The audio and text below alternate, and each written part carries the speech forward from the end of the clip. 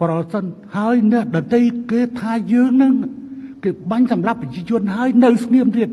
ប៉ុន្តែឥឡូវខ្ញុំសុំសួរត្រឡប់ទៅវិញថាបើសិនជាយើងផ្ទុះអាវុធតើមនុស្សស្លាប់ត្រឹមម្នាក់និងរបួស3នាក់ហ្នឹងទេវាទៅលើសពីនោះថៃក៏ត្រូវស្លាប់អាចច្រើន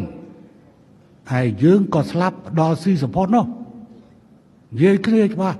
កន្លែងនោះយើងមិនមែនខ្លាចវាយទេក៏ប៉ុន្តែវាយទៅវាបានផលមកវិញស្អីបំផ្លាញកិច្ចព្រមព្រៀងច្បាញ់បំផ្លាញសេចក្តីថ្លែងការណ៍សន្តិភាពតើវាគួរទេអ្នកដតីអ្នកឯងនិយាយបាននៅខាងក្រៅទេប៉ុន្តែសុំសួរថាពួកអ្នកឯងបានថ្កល់ទោសអ្នកដែលបានបាញ់ប្រជាជនកម្ពុជាស្លាប់និងរបួសហើយនៅ